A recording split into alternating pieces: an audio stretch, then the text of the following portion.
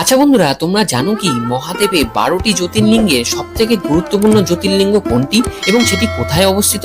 তাহলে চলো আজকে তোমাদের জানাই। এই লিঙ্গটি অবস্থিত দেওঘরের বাবাধামে। হ্যাঁ বন্ধুরা, ঠিক শুনেছো, দেওঘরের বাবাধামেই অবস্থিত সব থেকে গুরুত্বপূর্ণ জ্যোতির্লিঙ্গটি। দেওঘর যাওয়ার জন্য কলকাতার হাওড়া স্টেশন থেকে দুপুরবেলা জনশতাব্দী এক্সপ্রেস ধরে কম খরচে খুব তাড়াতাড়ি পৌঁছে যাওয়া যায় জাসিডি স্টেশন। সেখান থেকে একটি টোটো নিয়ে পৌঁছে যাও টাওয়ার চকে। এই টাওয়ার চকের আশেপাশেই রয়েছে কম খরচে থাকা এবং খাওয়ার ব্যবস্থা।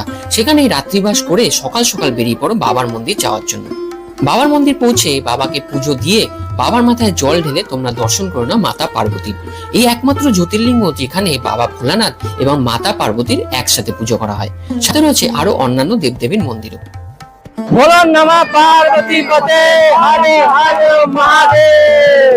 বাবাকে দর্শন করে এসে হোটেলে চেক আউট করে বেরিয়ে পড়ো সৎসঙ্গ আশ্রম যাওয়ার জন্য। টাওয়ার চক থেকে খুবই কম খরচে এবং কম সময়ে পৌঁছে যাওয়া যায় সৎসঙ্গ আশ্রমে। সেখানে রয়েছে আনন্দবাজার, যেখানে তোমরা খাওয়া দাওয়ার ব্যবস্থা পেয়ে যাবে এবং সম্পূর্ণ ফ্রিতে। তারপরে বেরিয়ে পড়ো বাবা বাসুকীনাথ ধাম যাওয়ার জন্য। বলা হয় বাবা বৈদ্যনাথকে দর্শন করলে বাসুকীনাথকেও কিন্তু দর্শন করতে হয়, তবে এই পুজো সম্পন্ন হয়। দেওঘরের বাস স্ট্যান্ড থেকে মাত্র 70 টাকা খরচা করে বাসে করে পৌঁছে যাও বাবা বাসুকীনাথ ধামে। সেখানে পৌঁছে তোমরা পুজো করে জল ঢেলে নিতে পারো। এই ব্যাপারে একটি ফুল ভিডিও আমার চ্যানেলে আপলোড করা আছে, চ্যানেলটিকে অবশ্যই ফলো করে পাশে থেকো।